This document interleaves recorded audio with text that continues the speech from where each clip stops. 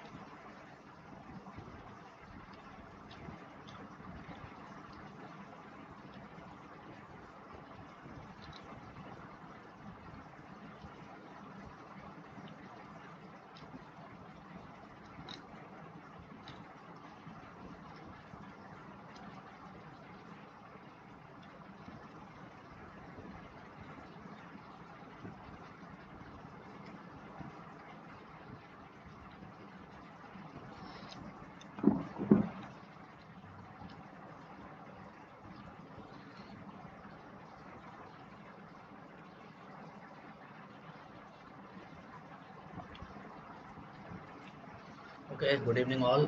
So we will start. So up to now we have learned about what is municipal solid waste, different categories of municipal solid waste, and how to collect them. And after collection, we have to store them at some station. Then processing of that municipal solid waste and recycling and the various factors affecting these different processings. Then after recycling process, we have learned about some composting and anaerobic digestion processes for treating the municipal solid waste. Then after that, we have learned about landfilling process of the residual municipal solid waste left after recycling process, composting, or maybe some other recycling processes. Okay. Then various factors affecting that landfilling process and how to treat the various byproducts generated during the landfilling processes like leachate liquid and the gases generated in the landfill processing. Okay, so for all of this, okay, uh, there is heavy economy involved. Okay, so we have to manage that manage the process, overall process, in an economical manner. Okay, and that requires some partnerships and relations with private companies, or the government has to um, provide the money for the whole processings. Okay, so in this week lectures we will talk about the finance and PPP in MSWM projects. PPP is public private partnership. It means government and private companies partnership in the municipal solid waste management projects. Okay, so first we will go with the revision of the previous week lectures. Then we will do some problems based on the previous week lectures. Okay, so there is a term full cost accounting of the. Oh, 1 second. Let me share the screen.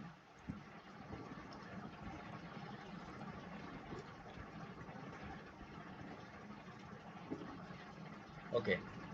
So first we will talk about the full cost accounting process. Uh, okay, so full cost accounting provides a systematic framework for identifying and evaluating the cost associated with integrated solid waste management process. So there are various types of cost involved in these types of projects. Like first one is front end cost, which majorly includes the land acquisition, permits, building constructions, IEC activities like that. Then there is capital cost. Okay, so capital cost is basically a fixed cost required for a plant manufacturing or to bought the initial machineries and cost of capitals. Okay, then there is a operating cost which includes the debit service cost and daily operations and maintenance cost in uh, then cost of refurbishment of the plants and machineries, then IEC activities. Then there is a contingent cost which includes the remediation cost, like if the machine is going to get shut down due to some problems. Okay, so for fixing that machinery we require that contingent cost. Okay, then there is liability cost, for example property damage and personal injuries also includes in this contingent cost. Then there is back end cost which includes the site closure cost, then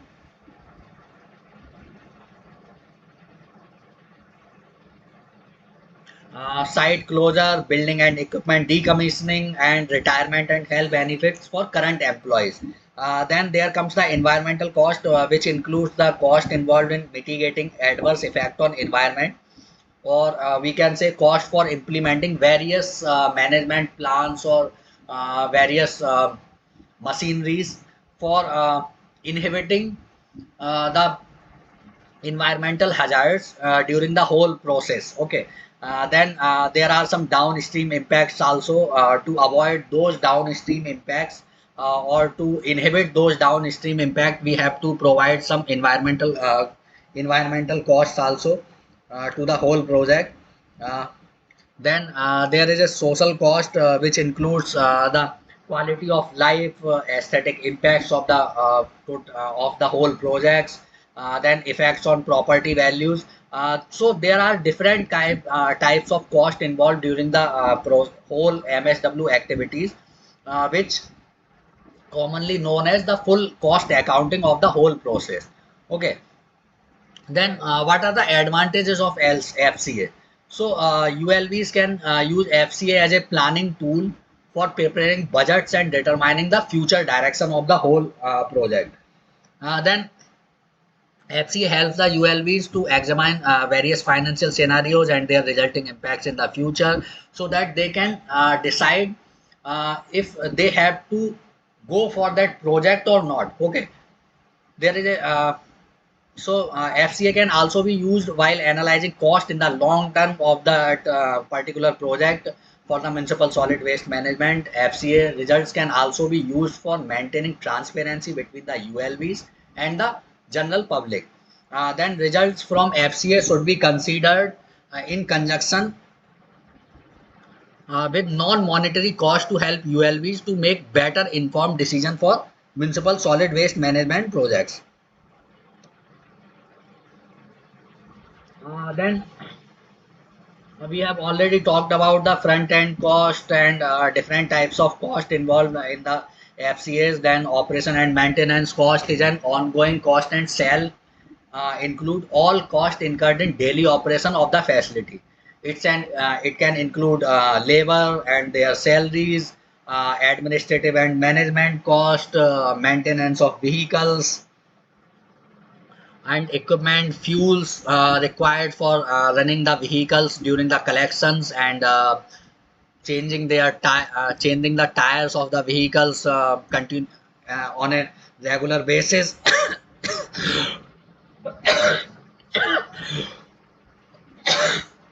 Etc. Then there is a contingent cost. Contingent cost includes costs that might or might not be incurred at some point in the future, or for example, remediating future release of pollutants. These costs can best be described in probabilistic terms, their expected values. These are like emergency cost. Okay. Emergency expenses, which you don't know that can be occurred, or that can't be. Okay, like if some machine goes shut down before their lifetime period. Okay, then you have to um,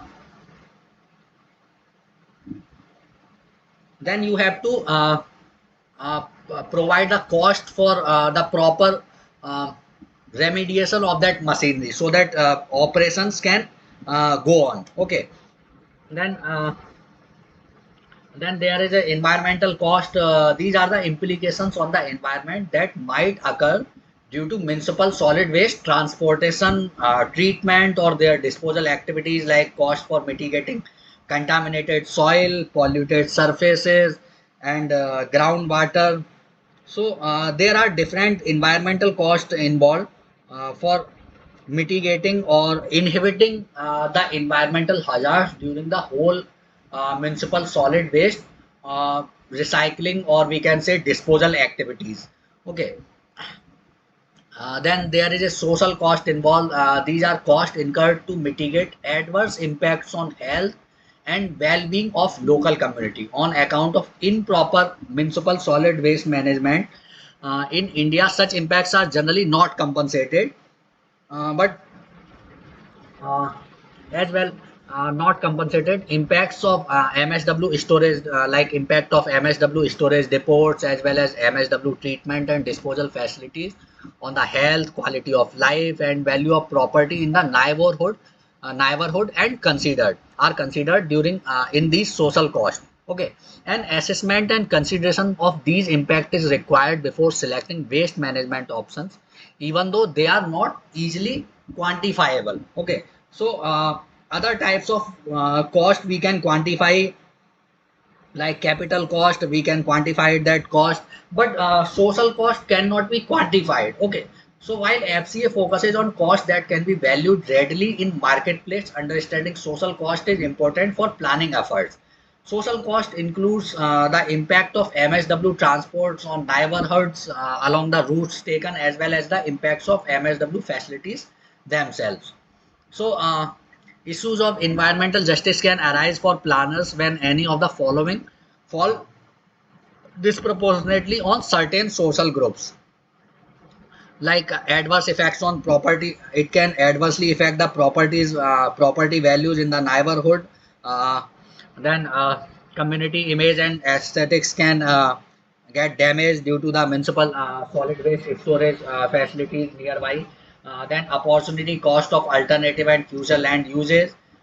Noise problems occur due to noise, odor, and traffic for the during created during the municipal solid waste collections. Okay, then there are different factors affecting these costs. Then we require for properly managing these different types of cost, we need some grants, and that can come from central or state government, or we can collaborate with the private companies, like in PPP partnership, public private partnership. So we can manage the grants from different sources for properly managing the municipal solid waste management operations. So, grants from central or state government, it has been widely recognized that ULVs are unable to meet the expenditure for their activities solely by internal resources. Okay, so the pla- the groups which are managing these municipal solid waste management operation cannot are unable to meet the expenditure for their activities solely. Okay, because generally we see that municipal solid waste management is not a economically positive process. Okay, so they need some extra grant for proper management of the municipal solid waste management operations, uh, and that grant can be provided by the central or state government. They can uh, ask for the financial support from central or state governments via in forms of grants and funds, or they can ask for some subsidy, like if some private companies are handling those municipal solid waste management operations, then they can ask for subsidies in various processes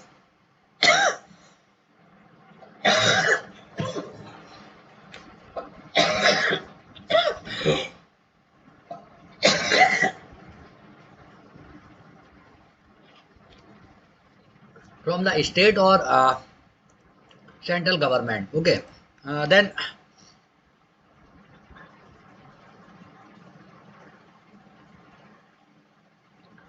some of the grants and fund available to ULBs are like finance commission grants, central government grants like JNNURM, Swachh Bharat via JNNURM or Swachh Bharat Abhiyan. Government can provide the grants or subsidies to the ULVs for properly managing the municipal solid waste management processes. Then state finance commissions grants allocated by the state to local authorities once every 5 years to support administrative governance and municipal service deliveries. Then they can take the loans from capital market or from government or financial institutions.